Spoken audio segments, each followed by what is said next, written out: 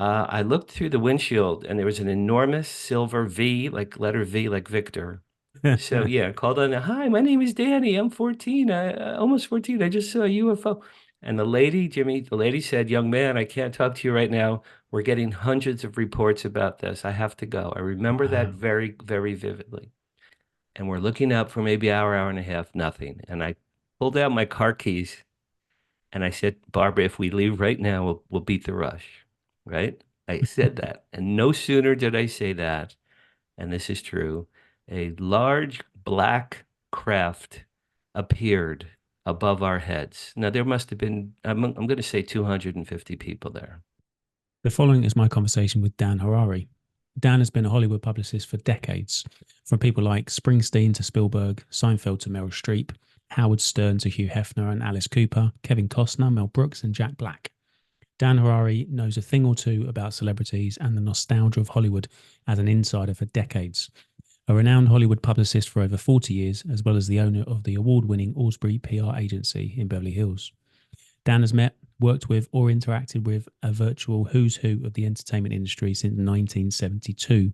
Dan is also an author and podcast host.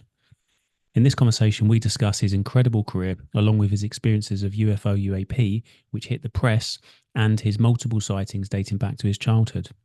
A fascinating man with a rich history in the nostalgic subject of film and movie stardom and old school PR. A fun and warm character who I really enjoy talking to. So, the following is my conversation with Dan Harari.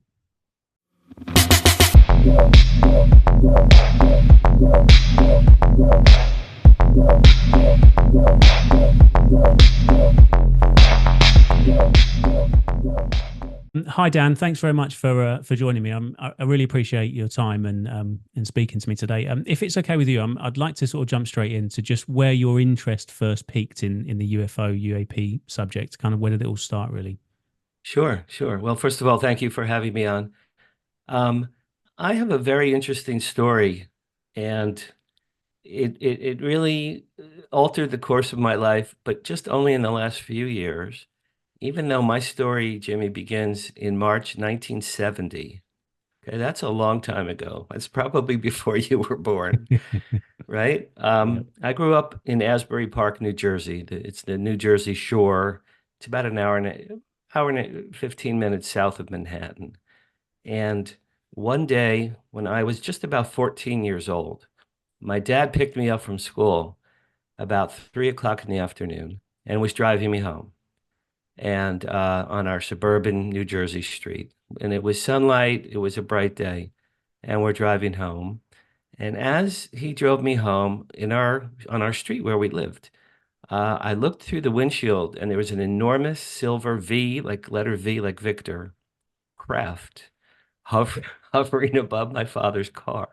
Maybe, I don't know distance, but maybe 200 feet. Couldn't have been higher than, wasn't super high, right above my father's car. It was a very large craft. It was very shiny silver, and it was silent. There was no propellers, no smoke, nothing. It was just like a butterfly. It was floating above my father's car. So I'm in the passenger seat and I'm pointing. I go, Dad, stop the car. There's a UFO, Dad. Stop the car. Stop the car. So he stopped the car. We both got out. We stood in front of the car. And Jimmy, I'm literally jumping up. I'm jumping up and down. I'm not even 14. Dad, look, it's a UFO. This is so great, Dad, a UFO. Isn't this the coolest thing? And I was thrilled to death. I just was thrilled. My father looked at it, Jimmy, like he was looking at a head of lettuce at the supermarket. He was bored. I would say the look on his face was Wow. bored. Absolutely no expression. He wasn't happy. He wasn't enthralled. He wasn't scared. No expression at all. Okay. Keep that in mind for later. So after a couple of minutes, this was, I had no words. And then after a few minutes, he said, come on, kid, let's go home. I said, okay. We drive home. I called the Asbury Park Press newspaper, my hometown paper. And I remember it's funny because in 1970, we had a rotary phone, you know. I don't know if you've ever seen a I rotary did. phone, I did. My but grandmother. but okay, well, yeah, I could probably be your grandfather. So yeah, I called on, hi, my name is Danny. I'm 14. Almost 14. I just saw a UFO. And the lady, Jimmy, the lady said, young man, I can't talk to you right now. We're getting hundreds of reports about this. I have to go. I remember that Wow. very, very vividly. So she hung up on me. I checked the paper every day that week and nothing ran. There was no story. Now, probably the most remarkable part of that tale, I forgot about that, Jimmy, for 47 years. Wow. I completely forgot that happened for 47 years. Okay. Now we jump ahead in time. That was 1970. Now we jump way ahead in time to 1996. At this time, I'm divorced. I'm living in LA now. I'm divorced. I have two kids, and my ex-wife and my kids moved out to Lancaster, California, while I was living in North Hollywood. And Lancaster is right near Edwards Air Force Base, and it's called the High Desert. And I used to go out every weekend to visit my children. I had my son at the time was 8, and my daughter at the time was 6. So my son, for his 8th birthday, he wanted a telescope. So I got him a telescope. I drove out. I spent all of my weekends either with them or I brought them back to North Hollywood with me for the weekends. And it would have been May 1996 because that's his birthday.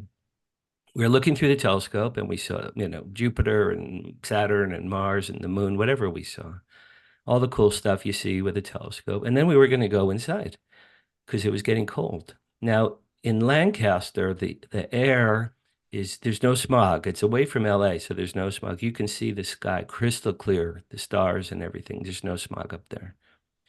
As we were going to pack in the telescope and go back inside, I saw from the right-hand corner of the sky a very bright, sort of off-white, yellowish colored egg, kind of, I'd call it an egg-shaped thing. Excuse me. This egg-shaped thing was there, and it was pretty bright, and it was traveling from the right side of the sky very fast in a straight line all the way across the entirety of the sky. And I said, Jordan, look, there's a satellite. Clearly, it had to be. It had to be. So what else could that have been? Because it just went very smoothly. So it goes to the left part of the sky, and then it stopped. And it stayed there in place, I would say for 20 seconds, maybe 30 seconds. Now think about that. It stopped in place. Well, okay. Then I'm thinking, wow, that satellite's going to fall to Earth. Something happened. Something went terribly wrong. I really was thinking it's going to just plummet. Mm. After 30 seconds in place, it reversed course and it went all the way back from where it came from. Same line, same speed, all the way across. And I went, Jordan, that's a UFO. Because I said, it's not a comet, it's not a missile, it's not an airplane. What can do that? What could possibly do that? So I've since told that story to many people. And I don't know, do you know who Jimmy Church is? Yes. Jimmy Church said, Dan, you were right near Edwards Air Force Base. It was probably a military UFO that they were testing. And I said, yeah, that had to be that. It had to be that. I don't know if it was extraterrestrial, but whatever that was, it defied the laws of gravity or mankind or whatever. That was my second sighting. Now we jump way ahead again in time to the year 2007. Okay, 2007, I went to a bookstore. I was waiting for a friend to go see a movie, and he was late. So I was waiting in a bookstore next to the theater, and there was a paranormal books aisle. And I had never in my life heard of paranormal books. I didn't know there was such a thing. I really didn't. So I go in there, and then there's, Eric von Daniken, Chariots of the Gods, and there's Richard Dolan's books, and Zecharia Sitchin, and captured the Betty and Barney Hill story, and all these books about aliens and UFOs and the pyramids, crop circles, Bigfoot, witchcraft, Stonehenge, all these wonderful things that, people people like you and I love, right? So I was like, whoa, this is incredible. So I'm opening all these books and I'm like, where have I been? I don't know any of this stuff. I knew I knew none of it. Really, truly, I never knew none of it. I bought 12 books that day. I read them all in a row. And along the way of reading those books, I learned about MUFON. And I'm sure you and all your people know about MUFON. I'd never heard of MUFON. So in 2007, I joined MUFON's LA chapter. And we used to meet once a month in Studio City, which is pretty close to Universal Studios. And I got pretty lucky, Jimmy. My very, very first MUFON meeting I ever went to, the guest speaker was Giorgio Tsoukalos, right? Wow. Eric Von Daniken's, mentee. And now this is 2 years before Ancient Aliens, the TV show. Okay, so no one I'd never heard of him, but he had the crazy hair, of course. He still does. Notorious. He's a really quite a nice guy. I've met him I think 5 times. Anyway, he spoke for about 90 minutes. Now, okay, so this is '07. He spoke for about 90 minutes. And, it was Eric Von Daniken's theory that extraterrestrials have been visiting Earth for, hundreds of thousands of years, if not longer. And it's the pyramids and Stonehenge and Betty and Barney and Travis Walton and the Roswell crash, cave drawings, pictographs all over the world. And he just was going on and on. It was essentially in 90 minutes, it was kind of the history of ufology. It was like ufology 101. And Jimmy, I was like this. I'm like, oh my God, this is the most amazing thing I've ever heard in my life. Because he has slide after slide after slide depicting this was not just BS that he was making up. He was showing, the Easter Island statues. I'm like, oh my God, I never knew any of these things. I didn't know this stuff. At the end of that lecture, I went up to him, I shook his hand, I go, Giorgio, I go, you just changed my entire worldview. I said, I will never see the world the same again. He goes, oh, cool, man, thanks. That's the first time I met him. That was '07. A year later, I went to another MUFON meeting. I went every month, but a year later in '08, I went to another MUFON meeting. Do you know who James Gilliland is? I don't recognize that name. I probably know the face. James Gilliland owns the ESETI Ranch in Washington State. It's at the base of Mount Adams. It's a Okay. very, very famous UFO hotspot, okay? So I'd not heard of him. So I went in '08 to the MUFON meeting. I had a girlfriend named Barbara at the time with me. And he spoke about the ESETI Ranch and its, 200-year history. And Mount Adams is at the end of his property. And the Indians who used to live on the property used to call Mount Adams the Mountain of Shining Lights because like lights and crafts go in and out of Mount Adams for hundreds of years. And then he showed home movies of UFO sightings over his property. And they were stunning. They were absolutely stunning. They were clear. Some of them were classic, 1950s flying saucers. And I'm like, whoa. And I said to my girlfriend, I said, we have to go there. He was talking and he said, this July 4th weekend, this is in '08, I'm having a 3-day open house and we're having guest speakers from around the world. And at night we'll go sky watching. So I talked my girlfriend into it. We went there. We were there for 3 days. And during the days, he had like a tent on his property, and it was like Nick Pope and William Henry and I forget who else spoke, but there were some very prominent guest speakers. And they had panels and they had films and they had slides and lectures and Q&A and all these things. And then at night, we'd look at the sky. So the first night was Friday. They had speakers and films and all. And then at night, they made a bonfire on the property. Now, this is hundreds of acres. I mean, it had to be a couple hundred acres of nothing. It's just property. And then Mount Adams is in the distance. And so they made a fire at night, and then people would play guitars and tambourines and dance and sing around the fire at night. So Barbara, my girlfriend, and I were looking looking up, for hours and hours that first night. And when you look up for a long time, your neck starts to hurt. I'm sure you know those. So, okay, absolutely nothing. I'm like, yeah, okay, that's fine. I wasn't expecting anything right away. Second day, panels, lectures, films. Go at night, the fire, the guitars, the dancing, the singing, looking up at the sky, hours and hours. Absolutely nothing. Okay. Now the third and final night was a Sunday, more panels and films and lectures. Go out again with the fire and the guitars. And we're looking up for maybe an hour, hour and a half, nothing. And I pulled out my car keys and I said, Barbara, if we leave right now, we'll beat the rush. Right? I said that. And no sooner did I say that, and this is true, a large black craft appeared above our heads. Now, there must have been, I'm going to say 250 people there Wow. around the fire. A black craft. Now, I could not tell you how big it was or the size or the shape because it was black against the black sky. Okay, but there was a thing and it blocked out the moonlight, so it was above us. We all looked up and I said, "Uh-oh, what's this?" And underneath the craft there was a dome, either glass or like crystal, and a brilliant dark emerald green colored light, like a laser light, beamed out from this crystal right above our heads, and it went on and off like this quite a few times, maybe 12 times, like to me, it was, hello, we're here. Sorry it took us a few days. We know you've been waiting for us.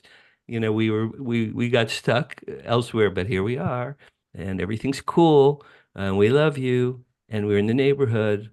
We just wanted to say hello and be kind to each other and yes, we're real. And this is what I was getting. It was almost like Morse code, Mm. the way it was going out. Beep, beep, beep, beep. Beautiful color green, like from the Wizard of Oz movie, that color emerald green. And then the light stopped, and then this thing, whatever it was, just slowly moved ahead, and then just like vanished in the direction of Mount Adams, I will add. Wow. Well, I cried. I mean, I cried.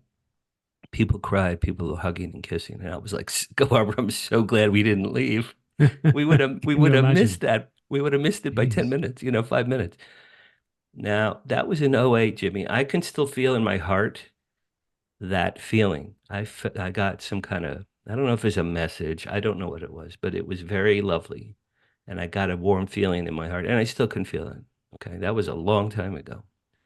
That was '08. Okay. Now, jump ahead, and this is the modern era. And this leads me to why you and I are talking today. In 2017, which is 7 years ago, right? My dad passed away, April 2017. He died in Florida with his second wife. One day, maybe 3 days after he died, I'm in LA and I went to a deli to get a pastrami sandwich and think about my dad. That was my goal that day. Get a pastrami sandwich and think about my dad. That was it. I go to this deli, I ordered my sandwich, the waiter walked away, and all of what I'm about to tell you is true. I'm sitting waiting for my sandwich, and a beam of light or a beam of energy or something from heaven or above beamed into my brain like a bolt and projected through my eyes. And this is true. I don't even know what this was, but through my eyes, I saw a home movie projected in front of me, like I'm looking at you now, okay? Like this, right in front of my eyes. It was the 1970 sighting I had with my father. It played. It played in my brain like this. I'm like, whoa, I forgot all about that. Wow, right? I'm watching me and my dad looking at the silver V, and I'm watching the whole movie. It was incredible, absolutely remarkable. And I saw the whole thing. I'm just looking at it. And then I noticed the best part of the whole story. After we looked at it, my dad winked at me and said, "Come on, let's go home." I forgot about that part.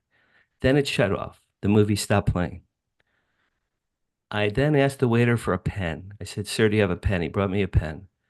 On a table in front of me at this deli, there was a white paper placemat.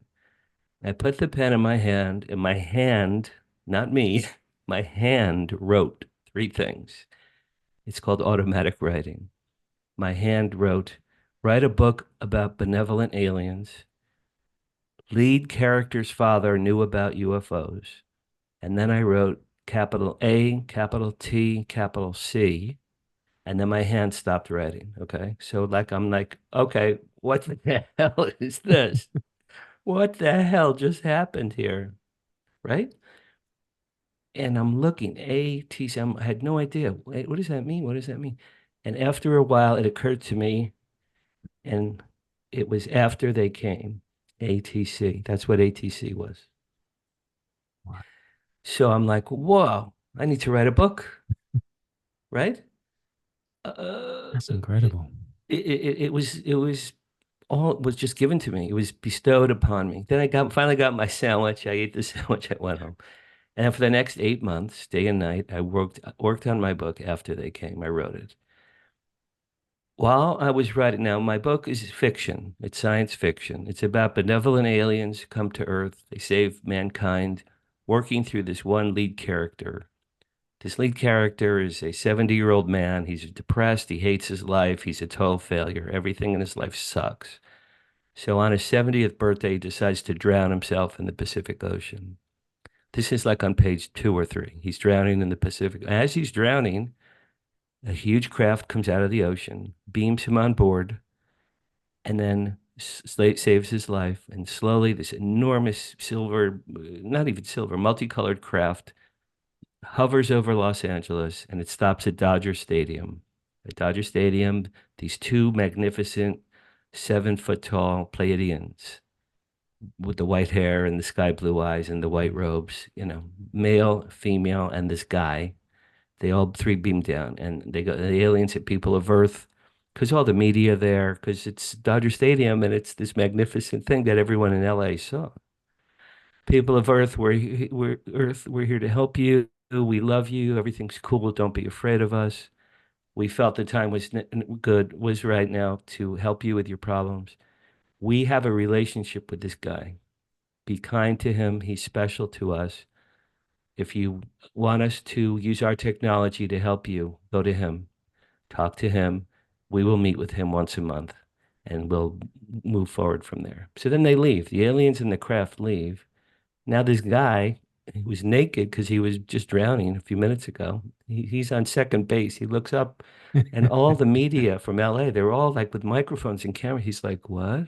Oh, well, he had no idea what's happening.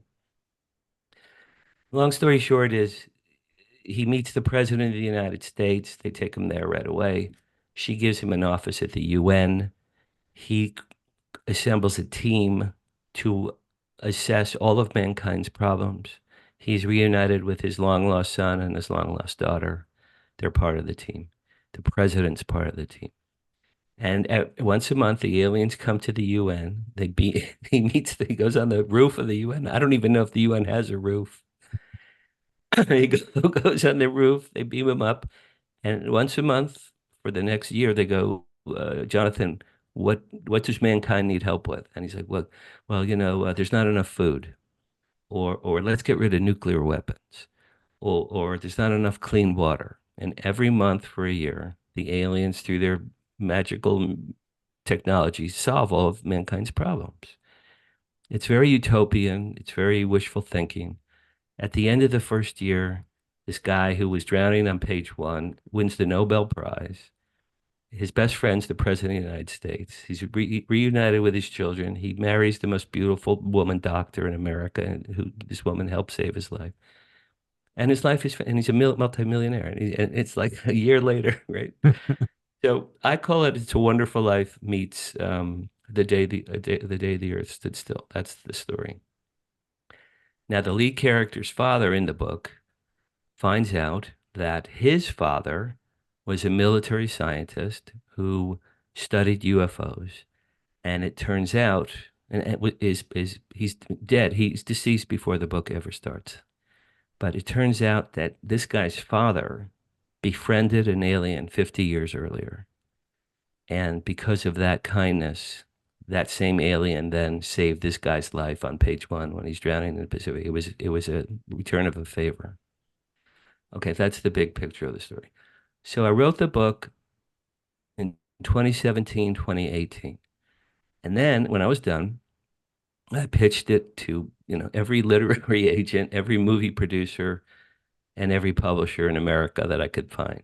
And no one wanted it. No one. They're like, oh, yeah, sounds cool. Sorry, can't help you. I'm thinking, well, this is such a great book. And it was given to me in a supernatural fashion. I have to do something with this book. So it took me until when this book came out this year. It took me until fall 2022, a friend of a friend suggested a company called Genius Book Publishing in Milwaukee. I'd never heard of them. I wrote to them cold. I said, "My name is Dan. I have this sci-fi book. Please look at it." They said it. They read it. They go, "Yeah, this is great. We love it. Let's do it." I'm like, "Really?" So it was published March 1st, 2023, almost a year ago. So I wrote it in 2017, 2018. It came out in 2023. Now, once it came out is when things really accelerated in my life. I went to Alien Con in Pasadena that 2 days after it came out. I met Eric Von Daniken. I gave him the book, Eric Von Daniken. I go, "Eric, thank you for all you've done for us. Here's a book I just wrote." He goes, "Oh, I haven't read this one yet." I go, "Eric, it was published 2 days ago. Of course you haven't. Of course you haven't read it yet." I saw Giorgio again. I think it was the fourth or fifth time I gave him a copy of the book. I met Paul Hynek, J. Allen Hynek's son. I gave him a copy. And Nick Pope, I met and befriended Nick Pope. So that was Alien Con. Then a few weeks later, last March, I went to UFO Con in San Francisco to promote the book. There I met Stephen Bassett. And you know who Stephen Bassett is. Yeah. Yeah. So Stephen Bassett and I met there. I gave him a book. I gave him my card. And I said, if you're ever in LA, let me know. So in May, the end of May last year, he was in LA. We had lunch in Hollywood. He said, "Dan, I'm a UFO disclosure advocate, activist and advocate. You're a Hollywood publicist. Let's, maybe we should join forces. What can we do together?" And I looked at him for a second, Jimmy, and I go, "Let's create the Hollywood Disclosure Alliance." And he goes, "What?" And I didn't even know what that was. I said, "Let's create the Hollywood Disclosure Alliance." I said, "You bring your friends, I'll bring my friends. It's like chocolate and peanut butter, right? Two great tastes that go together." And I said, "Let's create a group and where they can share information and stories and experiences. And the Hollywood people, the producers and writers and directors, can maybe create new films and TV shows and documentaries." So we shook hands. Then a couple of days later was Contact in the Desert. Stephen took me as his guest to Contact in the Desert last summer. And I met George Nori, and I met Richard Dolan, and I met Katie Page, and I met quite a few other people. And was promoting my book. And we started saying, we're going to do this HDA. Oh, yeah, sure. Yeah. HDA. It was just an idea. It was just words. It was words coming out of our mouth. Long story short is November 2nd, just a couple months ago, we launched the Hollywood Disclosure Alliance in Hollywood. I'm the chairman. Stephen is the executive director. We have 100 members around the world, including Richard Dolan and Nick Pope and Paul Hynek. And we have movie star Thomas Jane. We have Dee Wallace from E.T. She's a very good friend of mine. Shirley MacLaine just joined the other day. Isn't that funny? Wow. Shirley MacLaine just joined us. So we have 100 members. It's called the Hollywood Disclosure Alliance. If your people want to check it out, it's HollywoodDisclosureAlliance.org. And you can read it all about it. We're bringing together Hollywood storytellers with UAP and ET experiencers, researchers, and activists. And it's been a phenomenon. It really has been a phenomenon from the lunch we had at the end of May. And then we launched November 2nd. I think we have 100 members now around the world. So that's really been something extraordinary that happened. But it happened because of my book, all because I went that day to get a pastrami sandwich, That's incredible.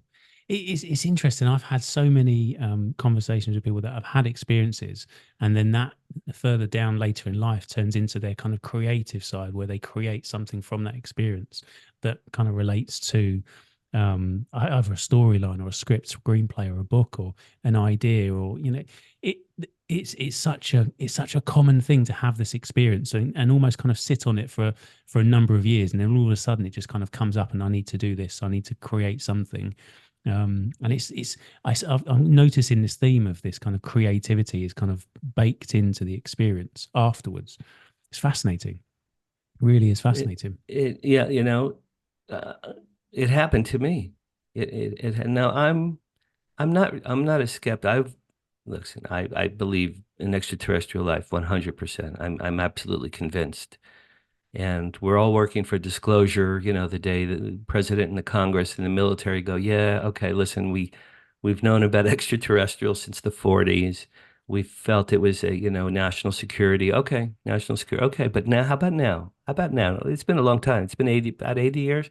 I think maybe now you could share, David Grush came forward, the New York Times front page articles, and then you go back to Travis Walton, who's still alive, and Kathleen Martin, who's a friend of mine, the niece of Betty and Barney Hill. And these people had real experiences. These were not make-believe stories. I just watched the other night, I watched a documentary called Travis, and it chronicles what happened to him. I think it was 1975. He says in the movie, he goes, I really wish this never happened to me. I never asked for this. I didn't want fame. I've never cashed in on this. He goes, if I could go and do my life again, I would not have gotten out of the truck and gotten beamed on board the ship. He goes, I really wish this had never happened to me. These are real stories. You have to open your heart and your mind to bigger things out there in the universe. We don't know. When I was a kid, probably you, our parents, our teachers, nobody told us that there were extraterrestrials. No one told No. us that, in the Bible, there are references to gods and angels and things in the sky. In the book of Exodus, there's a quote, the very first page of my book, there's a quote from Exodus, the Hebrew Bible, the very first Hebrew Bible. And it says, there was a pillar of fire that followed Moses and the Israelites through the desert, so that they to lead them through the desert, and it never left them. A pillar of fire. Okay, that's not the sun, and that's not the moon. There were no aircraft in the days of Moses. A pillar of fire in the sky led the Israelites through the desert. Okay, well, that could only be a craft, a long cylindrical craft. And it's in the Bible. It's been there for thousands of years in the Bible. Okay, so there it is. It's right there. When you learn to open your eyes to the history of mankind, most of it, which we don't really know. We don't know who built the pyramids. We don't know how old they are. We don't know how they got there. The stories that the stones were levitated by sound waves and gently placed into place. The Moai statues on Easter Island, the legend is that after they were carved, they walked into place. Okay, so all right, so there's a lot that we don't know. Yeah. Do you get any sense of what it could look like? If we did have disclosure, and if we some kind of formal disclosure where, as you say, the president, the military, etc., come out and say this is real. We have this. Perhaps not the technology side of it, but we have recovered something. We're not going to tell you what it is because of national security, etc., etc. Do you get any sense of how that would impact us? Well, that's funny. My mother is 89 and she goes, all right, so if the aliens come, what's the big deal? Like, why is that important? Okay, first of all, how about let's say they come and they say, hi, we're here. By the way, we created you.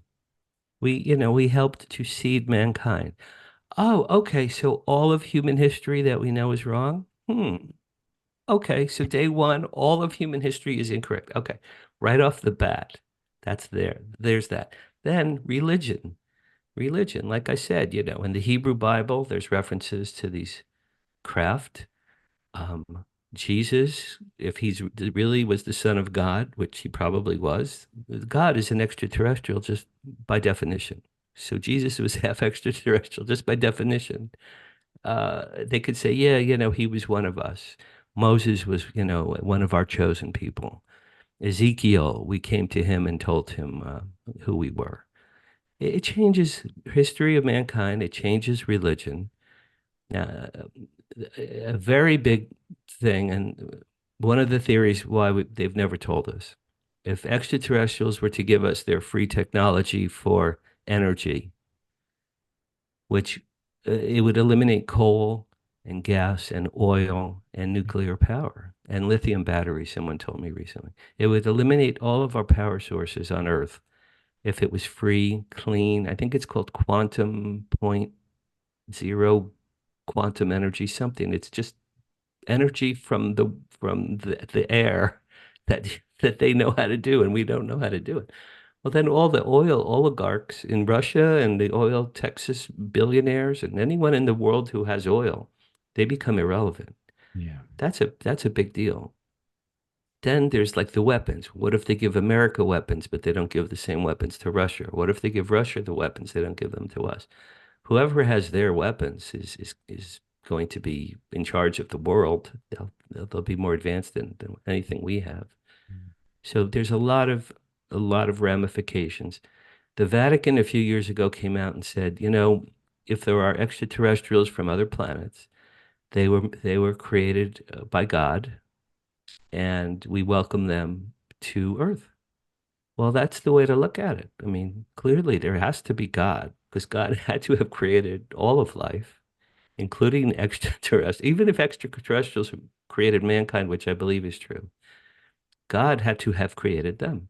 So there's still a God, but it just rewrites everything that we ever knew. It will change, and future generations will grow up having truth that, my mother and her ancestors never knew. Yeah.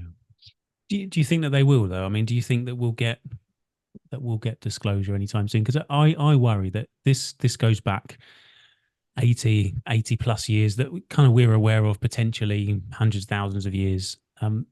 What's is it going to come out in your lifetime, in my lifetime? If all of these reasons kind of are in place now as they were years ago, and going back to when they started recovering craft, what's the benefit to the gatekeepers, so to speak? Do you think we'll see it in our lifetime? Um, since 2017, when the New York Times had a front page story Yeah. that the government was still studying UAPs, it was by Leslie Kean and Ralph Blumenthal. Ralph Blumenthal emailed me the other day, actually. I invited him into my group, and he goes, "Thanks, Dan. I appreciate the invite. I'm a journalist. I can't join your group, but thanks anyway." In the last 7 years, more and more mainstream media have taken this subject seriously. News Nation is probably the leading American media that has been taking this seriously. The last few years, and certainly last summer, when David Grush and two other guys from the military went before Congress and said, Grush said there are non-human pilots. We have the bodies of non-human pilots. And the other guy, I forget his name, David Fravor. Fravor, right? Fravor said, we saw craft that are not of this world. We saw flying machines that are not of this world. Okay, so that's pretty big deal.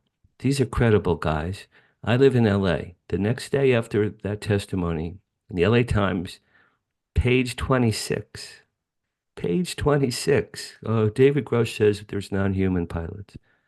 Is that not front page news? You'd have thought so. How is that not the biggest story in the world? Yeah. Because not everyone is mentally prepared for Mm. the reality here. My partner, Stephen Bassett, and Danny Sheehan, who's a very, very famous attorney in Washington. And those two guys are very good friends. They have been meeting with Chuck Schumer and Tim Burchett in Congress, U.S. Congress, for months and months and months to encourage the House and the Senate to continue having these whistleblower hearings. Because the more whistleblowers that come forward, the more and more it's like drip, drip, drip, drip. At some point, that the dam is going to burst open, and there'll be just so many credible witnesses from the military, from the government, from contractors, and Oh, I didn't really get into the story about my father. Let me get into that part now. So after my dad died, I researched who he was. Because remember he saw the UFO and he was bored and then he winked at me. Yeah. Well, after my dad died, I researched him. My father was an electronics engineer and a physicist for the US Army for 45 years. He worked on top secret projects, missiles in particular, missiles, radar systems, and drones. My father once told me he helped to invent military drones, nothing serious. And I probably said, Dad, that's great. Can I get an ice cream cone? Because he probably told me I was 10 years old, right? I don't know what the hell he's talking about. He never talked about his work, my father, even to my mother. He did not talk about his work. My dad used to go to White Sands missile testing grounds all the time. He gave talks at the Pentagon quite often. He once told me that he wrote military reports that 4 U.S. presidents had read, starting with JFK. Um, so after he died, I called my mother. I said, "Did Dad ever talk about UFOs?" You know, he worked for everything my dad did had to do with the sky, right? Missiles, radar systems, drones. That's all the sky. Everything my dad did involved the sky and things that flew. I said, "Did Dad ever talk about UFOs?" She said, "Well, in the early 50s, he was taken into the vault, deep in the vault at Fort Monmouth, New Jersey. That's where my dad was based. He was a civilian. He was not military. And they showed him something top secret. He came home and he was pale and white and shaky. And my mother goes, Honey, what's wrong? And my father said, I saw something today I can never tell you or anyone about as long as I live. And he never did. My mother said, Your father was never the same after that day. He was never the same. Now, what could that have been? What could that possibly have been? Okay. And I recently found a newsletter that I had in a scrapbook from 1985. I didn't even know I had it until after my dad died. I didn't know it was there. I found it after he died. And it said that he invented all kinds of drones that had lasers to attack tanks on the ground. And it proved that he was involved with drones and lasers and radar and missiles. It lays it all out there. And that he won countless awards and citations. I never knew my dad won anything. He never told me he won any awards. Everything he did, he kept to himself, right? So I put all the clues together, my dad worked for the Army for 45 years. Everything my dad did was had to do with the sky. He once told me he helped to invent military drones. It's like the only thing he ever told me, and I didn't know what that even meant. My mother said he saw something above top secret in the early 50s. Well, the early 50s is only a few years after Roswell. Yeah. Keep that in mind. Now, here's the kicker, man. Here's the best part of the whole story. Last June last June or July, Stephen Greer gave a 3 hour talk at the Washington Press Club. And it's on UFO TV because I watched it twice. In his talk, he showed a chart of 150 U.S. military bases that he says he has documented proof that each of these 150 military bases worked on recovered UFO technology. Okay. Fort Monmouth, New Jersey was number 50 on Stephen Greer's chart. That's where my dad worked for 45 years. Okay. Now, Dad and I saw that UFO together. He was bored and then he winked at me. Okay. So all of that you put together, and now I know in my heart that my dad knew what that was. He knew what that craft was. I believe it was a military man-made drone using reverse engineered technology. That's why he knew what it was. I know he knew what it was. When my dad winked at me, think about that. After he died, he gave me that home movie from heaven. I believe it was from my father. And the home movie from my father from heaven was, Danny, I couldn't tell you my whole life what I did for a living because it was top secret. But now that I'm dead, I want to share something with you. Here's a home movie. I'm going to give you this clue. and the rest is up to you. I leave the rest of it up to you. Because when I saw that home movie, I'm like, wow, my dad knew what that was. He knew. He was familiar with whatever that thing was. I didn't know any of that until just recently. So Wow. the big picture about disclosure and people like, all right, so people like my dad, 45 years, he never told anyone, right? That era of people, they were sworn to secrecy. He was never going to jeopardize his pension. There was no chance that my father was going to jeopardize his pension. But now people like Grush is a young guy. I don't know if he's 36, 38, 40. He's a young man. He has the balls to come forward. Younger people or people in the modern era are having the balls to come forward. Not that my dad didn't have the balls. It wouldn't even have occurred to him. There's no way my dad would have told even my mother. He never told even my mother anything that he knew. So I think disclosure will happen. If you talk to Steve Bassett, it's going to happen tomorrow. He thinks it's going to happen tomorrow. Um, remember last February when there were three anomalous aircraft that were shot down over North America? Yeah. Okay. So first was the China balloon that went from Montana across the country over South Carolina, and we shot it down in the Atlantic Ocean. Okay, that was a Chinese balloon. That was a man-made object. And then what, a week, 2 weeks later, three objects in a row were shot down over North America, right?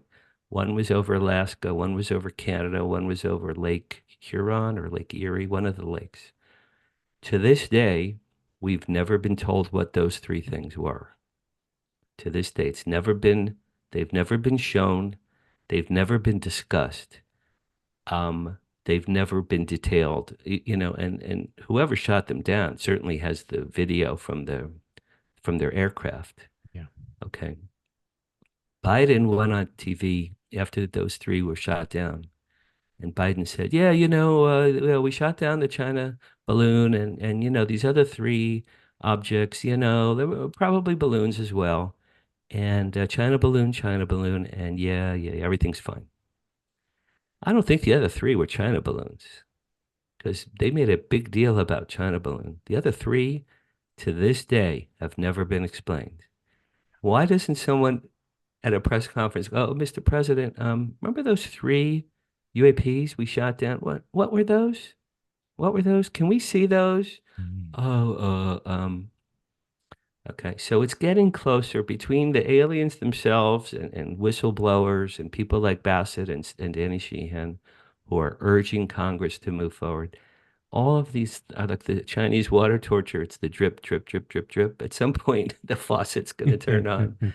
And I'm hoping disclosure happens this year. I really do. Hope it happens while my mother is still alive. Yeah. Yeah. Me too. Me too. Dan, you're such an interesting guy. I'm, I'm, I don't know where it came from. Just in the last few years, people like love talking to me. I'm like, really? I'm not that interesting, but I guess so. but it's not just your kind of experience in the UFO subject, but just you in general. I mean, when I before I speak to people, obviously, I do some research, and your past is incredible. I mean, I'm obsessed with film and music. So for me, part of me just goes, I don't want to really. I mean, I do want to talk about UFOs, but I'd like to just know about your history and the nostalgia. But I appreciate your time's limited. But No, no, listen, I'm in no rush. You want to ask me, keep going. okay, I've got a I couple don't of even questions eat then. I don't even eat lunch for another hour, so we're good. What's okay? So first of all, can you give me a kind of an insight into what your life was like back when you kind of first started in that kind of industry in I know, I mean, you've been in TV, film, movie, um Music, promotion. I music, mean, there's so many different music. areas of Yeah. kind of PR world. How did it first start for you in the industry? How did you fall into it? How did you get into it? It's such a great question. I'll give you like a big picture overview. My parents were, in addition to my dad being a genius scientist, my dad played the trombone in a big band. And my mother was the singer in the big band. So I grew up, and my mother was also an actress and a director and a playwright. So I grew up seeing my parents on stages my whole entire childhood. They were always performing on stages. That's number one. Number two, I played classical piano from the age of 7 to 10. When I turned 10, it was 1966. The Monkees, if you remember the Yeah. Monkees came on TV, and I saw the Monkees on TV on my black and white TV, and I said to my parents, "Okay, I'm going to play the drums now because Mickey Dolenz is my hero, and I'm going to play the drums." You can see some of my drums behind me here. Yeah. So I started playing the drums. Because I played the drums, I became friends with all the other little guitar players in my neighborhood who were also 10, 12, 14 years old. I had numerous rock bands when I was a kid before high school. My first rock band, I was 12. So during high school, I was in rock bands. And I had a best friend named Steve who was the guitarist. Steve and I were so close, we did bands together. We also did what's called a light show. We bought our own light show for our bands. Now, here's where this takes a really quite a remarkable turn. We were friends with an older kid in high school named Lucas. Lucas was the stage manager at the Sunshine Inn Concert Hall, Asbury Park, New Jersey, a block from the boardwalk. And he knew about us because he had a light show and we had a light show. We had competing light shows. Well, he was about to graduate high school and he was 2 years older than us. So one day he called us and said, "Hey, and I'm going off to college. Do you guys want to be the light show at the Sunshine Inn?" And we go, let me think. Okay. The Sunshine Inn had every major rock band, almost every major one, before they were famous, perform there. So for 3 years, my friend Steve and I did this light shows and the stage crew at the Sunshine Inn. I'm 15 to 18 years old. We worked with Bruce Springsteen before he was famous. In fact, it was before he had the E Street Band. We worked with Kiss before they were famous. We worked with Fleetwood Mac before they were famous. Humble Pie, Jay Giles, Deep Purple, Edgar Winter, Mott the Hoople. If you're a fan of 70s rock, I worked with those bands. In high school, Steve and I would go to school, finish school, get on our bicycles. We didn't even drive. I'd ride our bikes, go to work at the Sunshine Inn, and come home at 2 in the morning. So that was high school. So I was exposed to major rock bands 15 when I'm starting at the age of 15.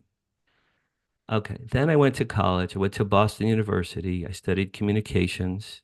I didn't never knew really what I wanted to do, but I knew it would be something in the media.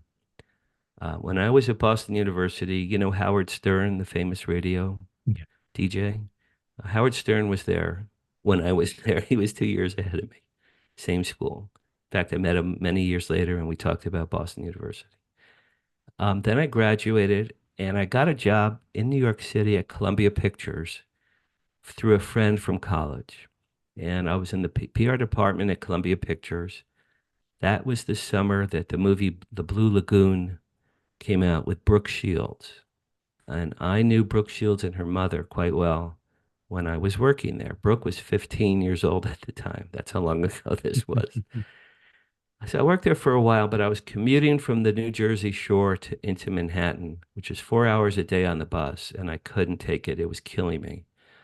So I asked to be laid off. They laid me off. And by pure coincidence, I had a friend in LA who had just moved to LA, and he called me and said, "Why don't you come out and visit?" Actually, I had two friends, a woman and a man. They both called me independently, said, "Come out and visit."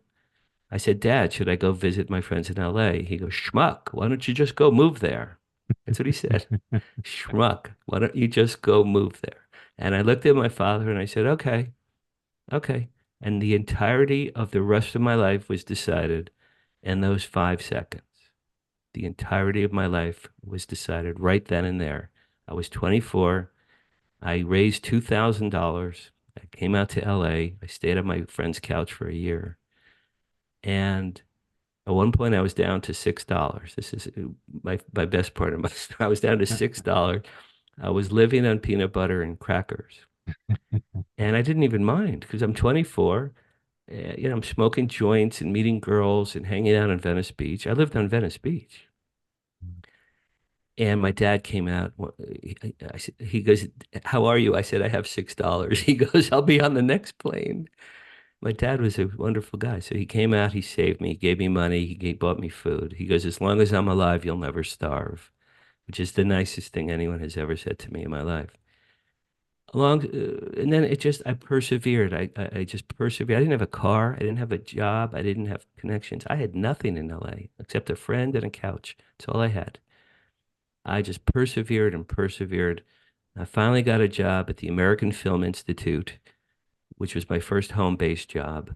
And then from there, I was there a year and a half. Then I got a job at the Playboy Channel of all things, which was really because I was just getting married at the time. And a I difficult was getting conversation to married. have. It was the worst timing any straight man ever had, ever.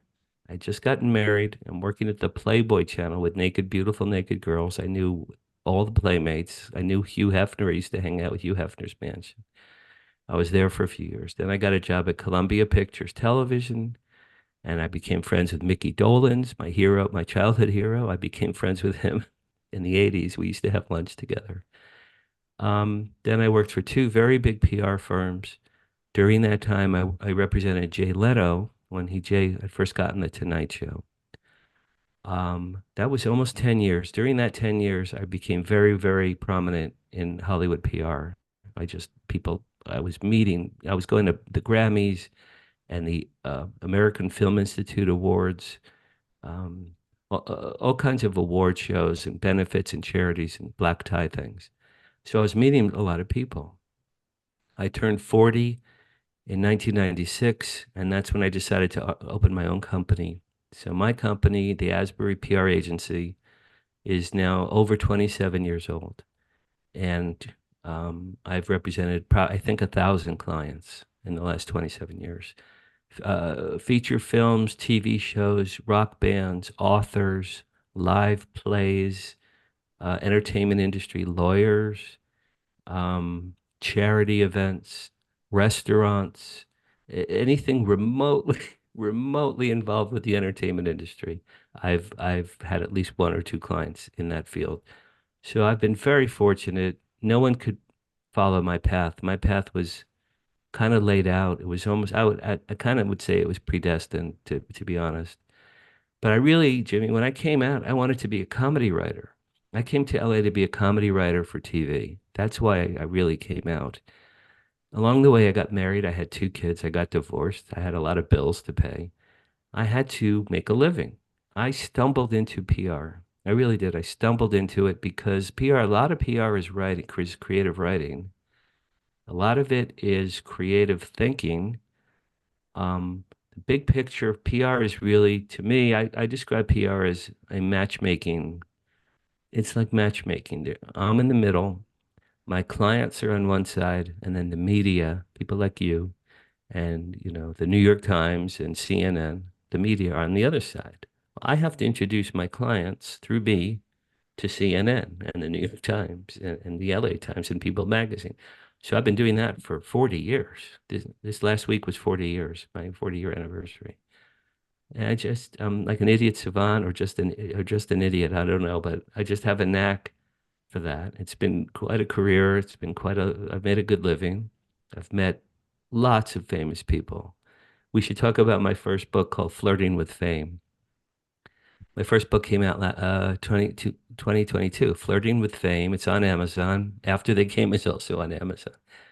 And my first book is about the history of my career and all the celebrities I've worked with, and a lot of really fun photos in there as well. Me with Steven Spielberg, me with Jerry Seinfeld, me with Mel Brooks, me with Sid Caesar, me with Alice Cooper. I have a lot of really great photos in that first book, Flirting with Fame. But nobody could follow my path. My path was not linear at all. It was very jagged, very happenstance. But every job I got from since college was exponentially up on the ladder until I was able at 40, I was able to start my own company. So I've been very fortunate. Yeah, incredible. Wow. That's what a what a journey. What a I know, journey. I know, I know. Amazing. I don't know how to explain it. I love it. I mean, it's one of those things that I'm obsessed with that kind of nostalgia of film and cinema and music. Yeah, I don't know. I just love it, and I'm quite jealous. I was going to say, please read my book, Flirting with Fame. I think you'll really like it. Yeah, yeah, absolutely. I will do. I will. Okay. I'm keen to know about you have you got a podcast coming out? Is that Yes, yes, exactly right. So it's this Thursday, actually. This Thursday night, 11th, January 11th. It will be every Thursday night, Pacific time. Here's where it gets confusing. It's 10 to 11 p.m.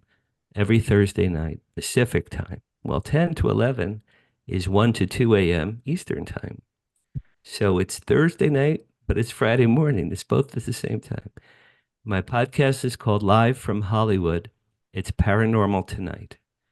And my first guest is my friend Dee Wallace, who was the star of the movie E.T. She's a good friend of mine.